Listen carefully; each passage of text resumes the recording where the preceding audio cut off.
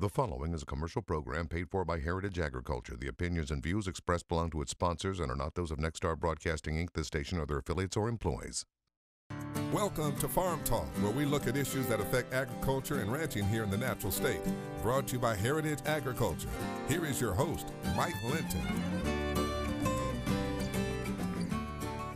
Welcome to Arkansas Farm Talk. I'm your host, Mike Linton. Today's guest is Lieutenant Governor, Mr. Tim Griffin. Tim, welcome to Arkansas Farm Talk. Thanks for having me on. I appreciate it. Yeah, well, thank you for taking time out of your busy schedule. Yeah, well, hey, I want to warn you now, my 10-year-old's here in the studio. Yeah. And I saw him eyeing these. Okay. So if you turn away, these are liable to end up in the truck going to the house. Well, I'd rather sell a big one. But anyway, I'm happy to well, sell I'll tell you a what, too. I can afford these, particularly if he takes them off without you seeing them. Thanks for having me. Yeah. We're happy to be here. Okay, let me ask you, let's get into some questions. COVID-19 has had a huge impact on our state, our farmers, and our ranchers.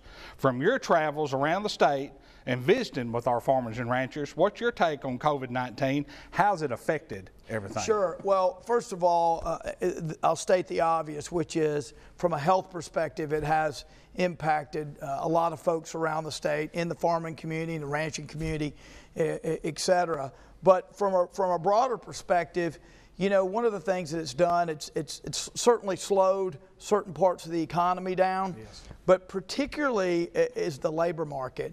You know, we count on a lot of folks, farmers count on, and our incredible agriculture industry here in the state, we count on folks coming from overseas to work every year on H-2As visas, and the fact is that's been frozen. Mm-hmm. And so you have a lot of farmers and ranchers who count on those folks like clockwork. They're going to be here every year. Some of them have been working for the same folks, as you know, for years Sure. and years and years, and they've developed a relationship with them. They come, they do the work, they leave. This year, that's not happening. And so what you've got in a lot of parts of the state, you've got more work than we've got the workers to deal with that. And that is still one of the top problems, labor shortage, in the farming community that I've heard about. And I'd be remiss if I didn't mention the fact that Rick Crawford early on recognized this and started this Farm Corps program. And you know, it was not, he was not under the impression it was going to cure it, but he thought, and he asked me to help, and I was glad to do it.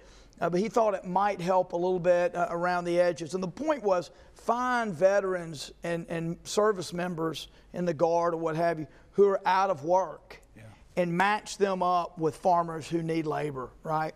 And farm equipment dealers. Yeah. Because I can tell you, 7 locations statewide, yeah. with everything going on, we hadn't had the first person come in and apply for a job. Wow. Wow. And we need people. Yeah. I mean, we've got stuff going. We're looking for service technicians. We're looking for people. Well, I think that there's certainly a lot of people who need the jobs, and part of the issue is marrying those two up, the people that need the workers with the workers that need the jobs. And in the areas where there's a lot of service members, like Jonesboro, where there are Guard centers and a lot of Guard soldiers are there, then it worked better than some of the remote areas. But it's not the cure-all. But it was an attempt to recognize that this is a problem.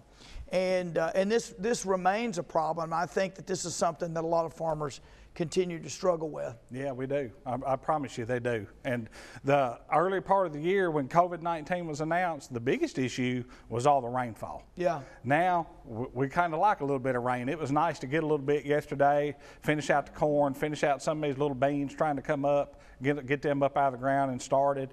And then, of course, it's always good for the hay ground. Sure. Well, and I'll tell you just real quickly on this, if you talk to a lot of folks, they'll tell you that some of the way that the federal benefits were structured is it took people who otherwise would go and look for that work and maybe provided enough money for them not to do that in some instances. And I don't know how widespread that is, but that has been discussed as as a negative impact of the way that federal legislation was structured. Yeah, well, I know farmers and ranchers don't want a handout. Right. There's nothing wrong with a hand up sometimes. That's right. Because there's so many factors that they can't control. Yeah. That's out of their control. So if that's the case, like I said, nothing wrong with a hand up, but Yeah. nobody really wants a handout. Well, and the farmers and the folks like you that are looking for workers are the ones that have been hurt by that, because they're waiting, as you said. You just said I hadn't had a bunch of people applying for jobs, if any. Well, you would think with people getting laid off that would happen. Yeah. So hopefully the economy is going to get back on its feet, and you're going to see more activity. You know, I tell my kid who are going to start school soon, you know, this too shall pass. It will. It's a horrible, horrible deal, but this too shall pass. We will get through it. We'll learn a lot. We'll be stronger. But right now, it's a mess for a lot of people. It is. I'm going to change channels on you. Yep. Let's talk about taxes. Yep. Okay. What are some of the ideas you have for lowering the overall tax burden and reforming the tax code for not just Arkansans, businessmen, business people, and especially our farmers and ranchers? Yeah, well, I'll talk generally first, then I want to talk specifically about something that I hear a lot from farmers, both in aquaculture and agriculture. First of all, generally, we're taxed too much in this state. If you look at our rankings around the country, we have made progress. I want to be fair about that. We have made progress, but we have a long way to go, particularly as it relates to the income tax. Because who do we want to attract? We want to attract people with income, right? And when you've got Tennessee to the east and Texas to the west, neither of which have income tax, that continues to be something that we've got to focus on. But you can't just look at the income tax. The real statistic, the real number we've got to look at is the overall tax burden. You know, if each pocket is a different kind of tax, income and sales and property, whatever, you don't really ultimately care which pocket it came out of. Yeah. What you're concerned about is how much money total left your jeans. That's it. That's overall tax burden. We can get into which one takes what, but our overall tax burden that each Arkansan, whether you're a farmer, small business person, whatever, the overall tax burden is too high. And sometimes we'll reduce taxes over here. If you look back in our history, we reduce them over here, we raise them over here. Mm-hmm. So you feel better about this, and then they get you on this side. You know, what's driving this? I think ultimately it's fair to say the need for revenue in state government drives our high taxes. Yeah. And if you look at some of the statistics, we've got to continue to work to have a leaner, smarter, more efficient state government. If I was not an elected official, I would tell you straight up, I want all my tax dollars to be spent wisely. Yeah. And they're not. Yeah. Hey, hold that thought. We're going to take a quick break. We'll be right back with the Lieutenant Governor. Since 1921, we've been supporting rice farmers across America. These are the farmers who own our co-op, who prosper together, striving to do more for their communities, going deeper, working smarter, growing stronger. That's how we make good even better. That good comes from the time and toil they're passing down of a way of life that supports not only their families, but families all over the world, so the world can be served with great food. Riceland. United, we grow. In good times and hard times, Arkansas Farm Bureau is there. We're always working, so our state's farmers and ranchers can continue to put food on store shelves and on your family's dinner table. We support training for medical care in rural communities and the industries that provide materials needed for critical supplies. Arkansas Farm Bureau, working every day to keep Arkansas strong. At Harvest, you have one goal, finding the perfect flow of grain from the field to the bin.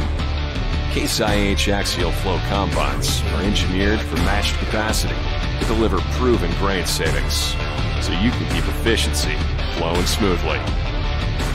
Find yours with the Case IH axial flow.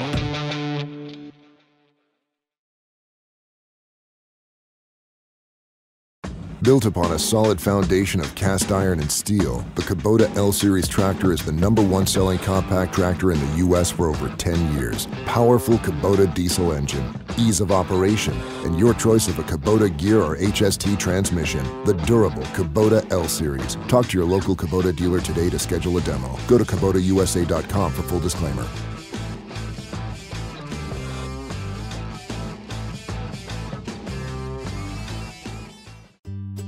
No matter how you buy ag equipment, AgDirect can finance it. We're powered by Farm Credit, people who know agriculture. So along with options to purchase, lease, or refinance, AgDirect offers attractive rates, helpful service, and ag-friendly terms. When you compare the price of iron, be sure to compare your cost of money. Ask for AgDirect, built for agriculture, powered by Farm Credit. Make sure you're prepared for the busy planting season ahead with Great Plains planters and drills available at Heritage Agriculture. The Great Plains lineup of planters and drills, including the 3P4025AH twin row and YP825 planters, are accurate, dependable planting solutions, ready to help you kick off your planting season. Heritage Agriculture, the 7 locations to serve you. We're customer focused, customer driven, and we want your business. Welcome back to Arkansas Farm Talk. I'm with Lieutenant Governor Tim Griffin. Tim, we were talking about taxes, and you mentioned Texas and you mentioned Tennessee, also Missouri. Like, you know, we've got a couple stores up northeast Arkansas. Well, I know Missouri, they don't charge taxes on parts, but we have to. Yeah, so now, we were talking about the general tax situation, and I want to just say, I want to give credit where credit's due. The governor and the legislature have made some good steps on the income tax, but we got to keep going. And to deal with that, we got to deal with the spending part of the equation. You can't just deal with the tax side without dealing with the spending side. But on the specifics as it relates to farmers, I think you're talking about some of the specific provisions where other states give farmers some sort of break. Yes. In terms of what they pay taxes on and what they don't pay taxes on versus what happens to that same farmer here. And you're mentioning the tax on parts. So if you're on the Missouri side, you're getting a deal or a little better deal than if you're on the Arkansas side. And that can be a competitive disadvantage for an Arkansas. I can tell you it is. It is. So let me mention one thing. We don't have time to dig into the whole tax code, but let me mention one thing. I think it's fair to say, first of all, that our tax code needs a lot of work. And it's been worked on over the years, and it ends up being a hodgepodge. And one of the areas that we really need to work on is depreciation schedules. So first and foremost, what I hear from some farmers is, look, our state depreciation schedules for equipment, for example, differ from the federal depreciation schedules. And some other states around us are more aligned with the federal. And so as a result, Arkansas farmers will pay more applying our state depreciation schedules as opposed to some of the states around us. What I think we should do is look at to what degree we can sync ours with some of the federal depreciation rules. And people that I've talked with, farmers I've talked with, have indicated there'd be some advantage in doing that. Why? Because number one, you're going to get a break on the money that you pay, but also you're going to have simplified taxes. Well, if you're a bigger farmer, you're spending a lot of money on professionals. I talked to one today that said he pays an accountant a lot of money every year to explain all these complicated rules. His quote was, "It's a stinking mess." That was his quote to me about some of the details of our tax code in this area. And he said to me, what if you're a small farmer? Yeah. Or a new farmer? Yeah, you don't have that access. You don't know what you don't know maybe, and you may end up at the end of the year finding out you're surprised by how much you're going to have to pay. And you know what? He said, look, if we could get simplification with regard to the depreciation rules, for example, and that's just one example, but if we can get simplification, he told me I would spend less on outside help trying to figure something complicated out.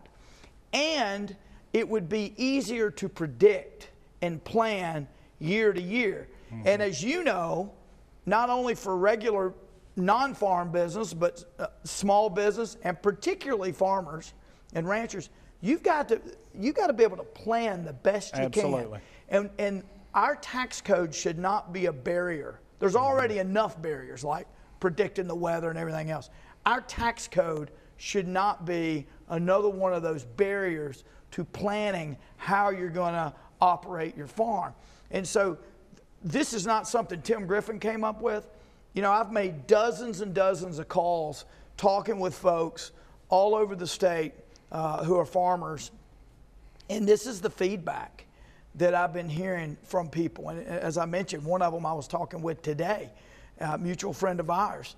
And so there's some real things that we could do that farmers would see a real change in their pocketbook as a result, and we need to look at doing those. Well, you know, and I appreciate you touching on the depreciation, because I had that on my list to talk to you about. You brought it up, and we're talking about taxes and everything else. One thing that we're fighting right now, leasing has become really, really big, especially in the equipment game, with the prices of big equipment, with the trade war, with everything that's impacting the commodity prices. But so a lot of customers, they want to look at 3-year leases with options to buy. The residuals are set on the backside if they want to do that. Here's the deal. They still have to pay personal property tax. Even though it's a lease, they haven't bought it, but since they have the use of it, that piece of equipment, they have to pay personal property tax on it. And lots of people just don't understand that. Well, I've seen some surprises in that area in past years in my own life, in the non-farm part, where we had a vehicle and didn't know how long we were going to keep it. It's a few years ago, and we decided to lease it. We started getting all these surprise bills that we didn't know we were going to have to pay on that, and that's similar to what you're talking about. Yeah, it catches them on the backside of it. Yeah. They don't see it coming. We tell them on the front. Yeah. But then here comes a bill at the back. Well, and often you're not paying it directly to the government.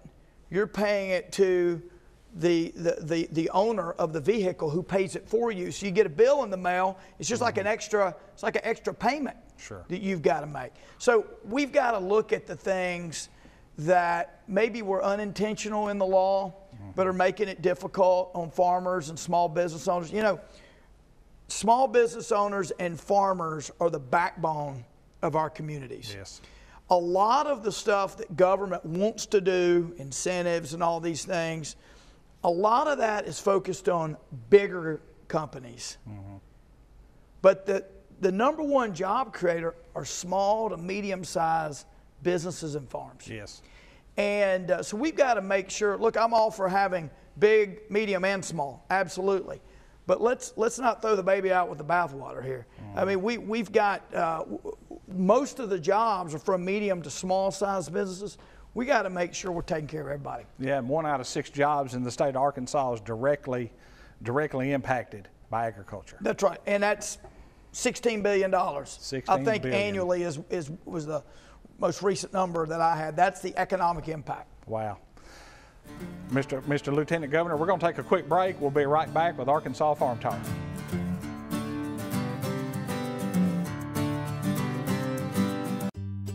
No matter how you buy ag equipment, Ag Direct can finance it.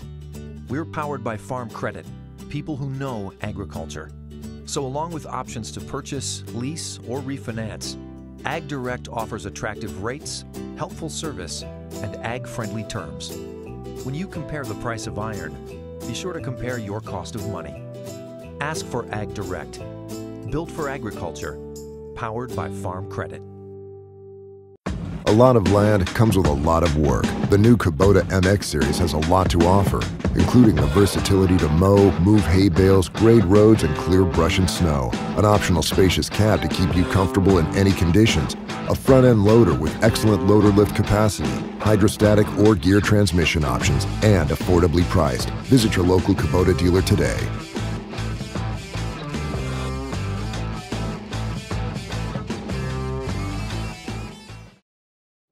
During these busy and challenging times, Krone wants you to know we've got your back. So we're offering you 90 days of deferred payments on select models of Krone mowers, tedders, rakes, and round balers. That's right, make no payments for 90 days. And you can choose from 0% financing options to get the new Krone equipment you need. Check out these low monthly payment examples on select models of new Krone equipment. A lot of land comes with a lot of work. The new Kubota MX series has a lot to offer, including the versatility to mow, move hay bales, grade roads, and clear brush and snow. An optional spacious cab to keep you comfortable in any conditions. A front-end loader with excellent loader lift capacity, hydrostatic or gear transmission options, and affordably priced. Visit your local Kubota dealer today.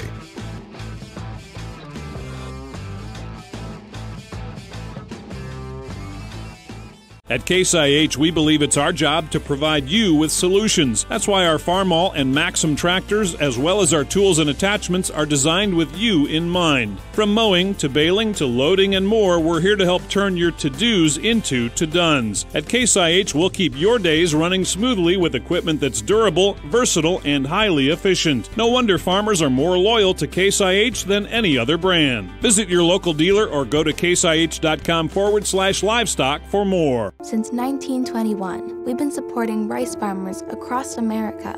These are the farmers who own our co-op, who prosper together, striving to do more for their communities, going deeper, working smarter, growing stronger. That's how we make good even better. That good comes from the time and toil they're passing down of a way of life that supports not only their families, but families all over the world, so the world can be served with great food. Riceland. United, we grow. Welcome back to Arkansas Farm Talk. I'm with Lieutenant Governor Tim Griffin. All right, Tim, we've talked about a lot of stuff about taxes, COVID-19, everything else. Let's talk about China. What's your perspective as Lieutenant Governor, and you were a colonel in the Army Reserve, and how concerned should we be about China? Well, look, so I've been in the Army 24 years. I'm a commander at Fort Bragg, North Carolina right now in the Reserve. And I studied at the War College, got my master's at the Army War College. And what I like to tell people is at the War College, we didn't study the threat of Switzerland or France. We studied Russia and China. Why? Because they are strategic threats. Now, make no mistake, we're going to have to engage with China. Sure. We're going to have to trade with China. Absolutely. But we've got to do it without naivete. Yeah. We've got to do it with our eyes wide open. Absolutely. And just knowing who they are and what the communist Chinese government represents. Everybody's looking for an advantage. That's right. And countries do the same thing. Everybody's looking for an advantage, but here's the difference. Our friends in Britain and in Europe, et cetera, we share common values. And even our friends in Japan, for example, in the East, we share common values. That's not the case with China. They operate on a different set of rules. And I have always been concerned about the intellectual property theft and the piracy. Espionage. Yeah, and economic espionage even. Look, yes. It's not just about military and gathering intelligence on military items. It is about trying to get an economic advantage. In this state, just a few years ago, we had a gentleman in Stuttgart who was convicted of passing proprietary seeds to China. And then we had a professor in the last few months at the University of Arkansas charged with taking money from the Chinese and doing research benefiting the Chinese. So, look, we need to be vigilant and smart about how we interact with them. I do believe that they've taken advantage of us for a long time in trade, and at some point, it had been kicked down the road for a long time, and at some point we needed to deal with it. We have not gotten them purchasing all of what they promised about 7 months ago. Yeah. They promised they were going to purchase an additional $32 billion in agricultural products. Well, I think only like 39%, so under half of that, has actually been purchased by the Chinese at this point. But we've got to keep pushing them and pushing them and pushing them so that they buy more agricultural products. I would also say that we have, with the USMCA, if we're talking trade, the U.S. Mexico-Canada agreement. Yes. That is supposed to add an additional $2 billion in exports. So we've got some things that are either in place or being negotiated that are good for farmers, but we can't declare victory on all these fronts yet. We've got a long way to go. But I do think we have the best, I know for a fact, we have the best farmers, most efficient farmers, most advanced farmers in the world. Absolutely. And the sky's the limit on how much more we can sell than what we already sell. If we're given a level playing field, we will beat them every single time. I don't care who the country is, we will beat them every single time. And that's why I'm always so optimistic about tomorrow and what can happen. But right now, we've got to keep the pressure on other countries, and particularly China, to continue to buy our goods and to give us fair and open access to the markets. Well, you know, our farmers and ranchers are the greatest in the world. You got it. And we can produce enough food to feed the world. And that's one of the things in my mind that makes us the greatest country in the world. And that's what separates us from China and Russia. Yep. They can't do that. Well, that's exactly right. And since you've mentioned that, I just want to say this. Our technology, our innovation in terms of seeds and fertilizer, et cetera, that is a huge advantage. We do so much incredible research, not around the country, but here in Arkansas. And now I just want to put a plug in. That's why science, technology, engineering, and math, STEM education, is so important. That's not just a computer thing. That's for the farming community. That's for all different sectors in Arkansas. So important. And I wanted to mention one more thing. I know we got to wrap this up, but I just want folks to know, if you ever need me, I got the same cell phone I've been giving out for 15 years. Just put it in your phone. Just call me. Text me. Here's my cell phone, 501-837-5190, 501-837-5190. I want every farmer and rancher, everybody in the ag community in this state to have my cell phone. And if you can't get me, just leave me a message. I'll call you back. Well, I don't know that we've ever had a politician do that and give out their personal phone number. But I can tell you, I have great admiration for you. Thank you. I want to personally thank you for everything that you do to stand up and fight for the Arkansas farmers and ranchers. And we didn't get through half what we needed to get through. Let's do it again. You're going to have to come back. I'm going to take this with me and I'll bring it back. Lieutenant Governor, on behalf of farmers and ranchers in Arkansas, thank you for everything. Thank you. We'll see you next week on Arkansas Farm Talk. Thank you for watching Arkansas Farm Talk, brought to you by Heritage Agriculture.